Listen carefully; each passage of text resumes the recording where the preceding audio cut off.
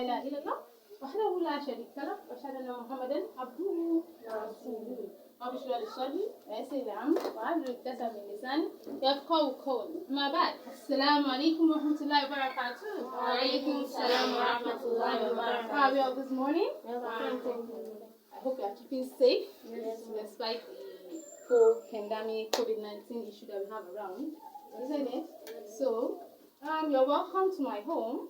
This is just I thank you for coming around just to have a little session with you on one of our classes. So today I want you to know that, as we usually do, there are rules in the class, and I want you to know that I'm in charge.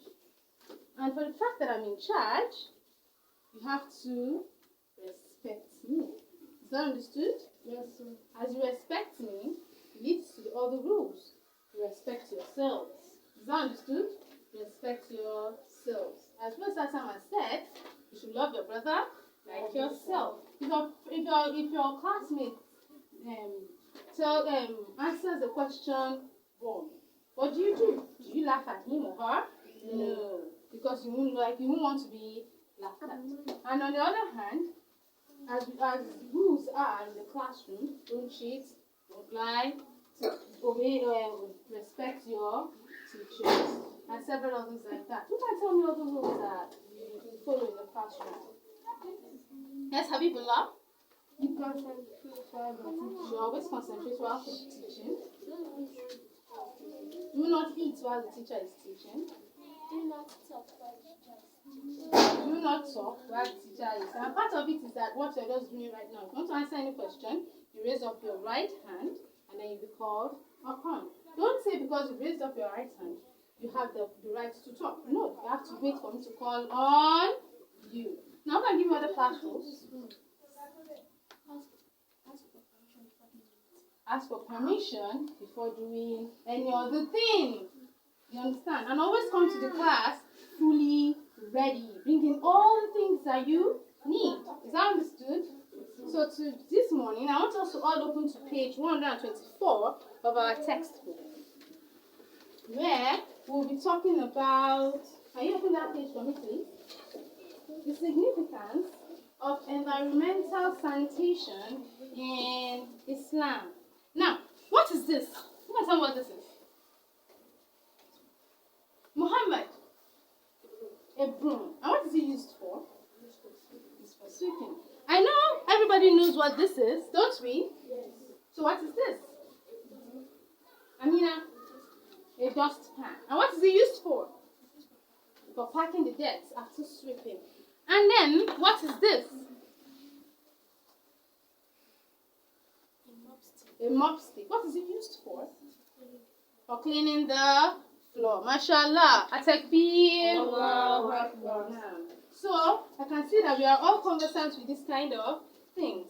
Aren't we? Yeah. Now, when they talk about sanitation in Islam, what comes to your mind? You can tell me. What comes to your mind when I talk about sanitation in Islam? Mubarak, can you tell me? Yeah? Purification. That's good. Habibullah? Tahara. Tohara. What is Tohara, Amina? Tahara means cleanliness. I cannot hear you. Please, can you speak louder? Tahara means cleanliness or purification. Tohara means cleanliness or purification in Islam. Barakat, please, can you tell me things that we can use to maintain cleanliness in Islam? Water, broom, dustpan. Those are the things that we just saw. Very good. Aliyah, when we talk about Tohara in Islam, what are the things that we must do to maintain Tohara? Keep our body clean. Keep our body clean. Make our house to be clean. Avoid dirty in our house. I said in Islam, that is general. So who else can assist her, please? That is general. Habibullah? We have to perform ablution. MashaAllah, ablution. Can you repeat that for me, please? Any other one? Every Friday we should do our ghusl. You should perform ghusl before going for Salat Juma. Can you repeat that for me, please? We should perform ghusl Before going to Juma. So now let's go to our textbook. Look at the objectives of the lesson for today. We should have I should have written this on the board, but because I don't have a board in my house, you'll have been seeing the objectives on the board. So everyone look at the objectives of the lesson for today. At the end of this topic, the students should be able to explain how to maintain cleanliness and neatness, explain how to maintain clean environment, and highlight the antisocial habits with regards to sanitation. With regards to what? Sanitation. Now,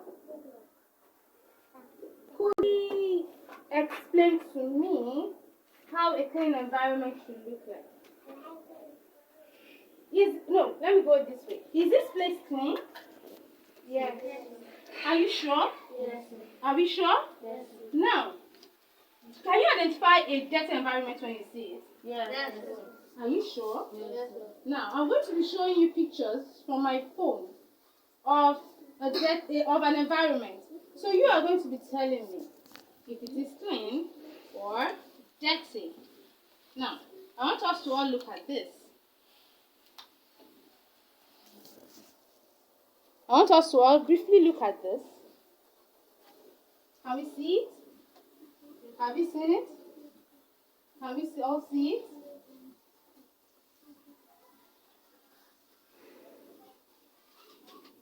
Is it a clean environment? Yes, ma'am. MashaAllah. So now you're going to see another picture. Can you see this? Is this a clean environment or a dirty environment? Dirty environment.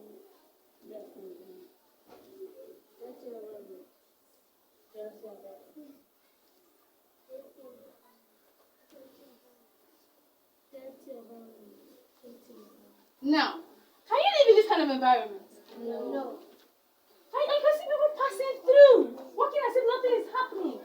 If you live in this kind of environment, what will happen to you? You fall ill?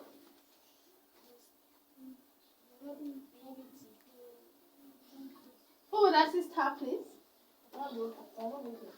You won't be able to breathe well because of the smell. That's what? What kind of pollution is that? Air pollution. Because of the air pollution, you won't be able to breathe well. Can you repeat that for me, please? You're not able to breathe well. Muhammad, can you assist us, please, with another one? There will be water pollution because the pollution from the land would also drift into the water. Very good, mashallah. Now, they could easily cause airborne diseases. Now, can you look at this? What's this woman doing, please? Don't talk. If you have an answer for that, you raise up your hands. What's she doing?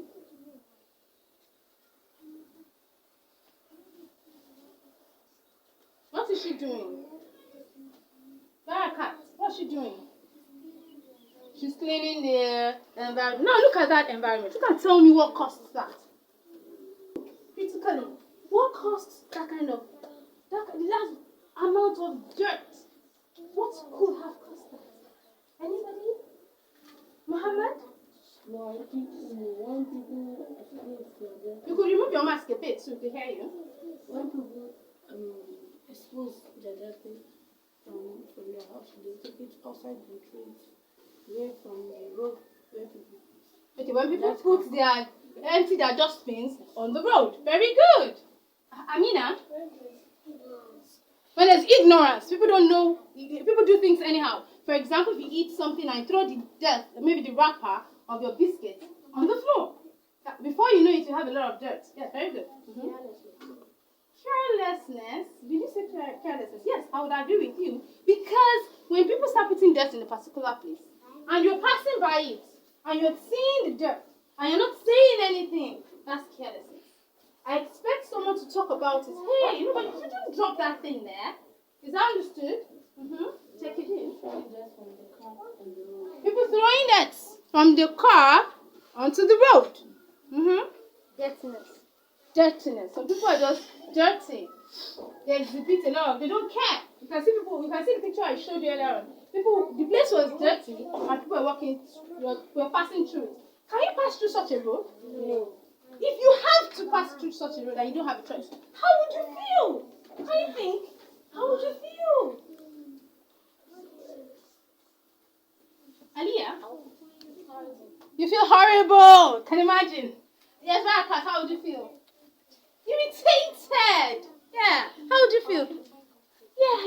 uncomfortable. You could almost close your eyes to pass through the road. Am I correct? Now, what if you do not take your bath for a week in a very hot weather? Think about it. How would you feel? Comfortable? Nice? How would you feel? Yes? How would you feel? You feel uncomfortable? Have you feel up? Feel like there's something walking on my body. I would walk throughout the day and I would sweat and dry sweat. So I feel like something's walking all So over. you feel like something's walking all over him because he had sweat during the day and then his body's still like that for like a week like that and then it's so uncomfortable. Huh? How do you feel? You feel ashamed. I'm expecting some answers. Yes, Ekidin. I'll feel smelling. Yeah, I feel as if I'm smelling. Don't you feel as if you're smelling?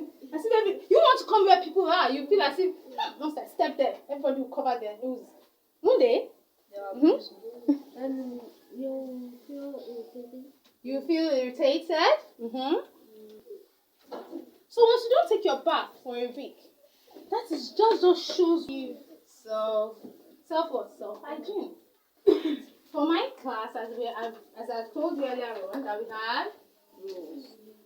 For you to pass in my class, you have to participate. But I appreciate the fact that everybody has been participating, isn't it?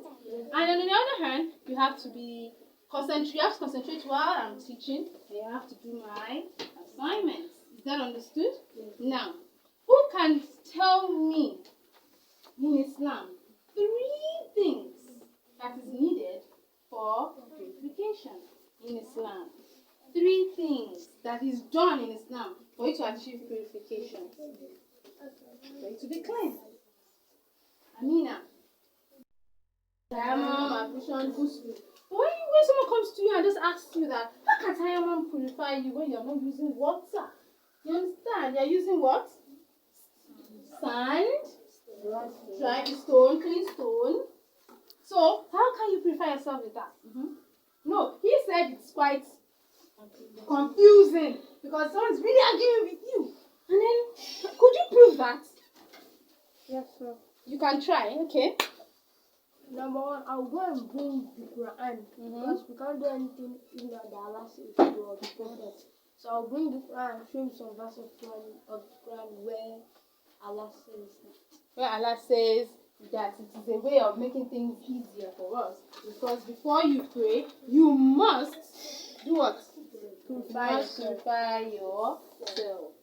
So, for Amina, I'm going to be giving you something for answering my question right. So I'm going to be giving you a gift.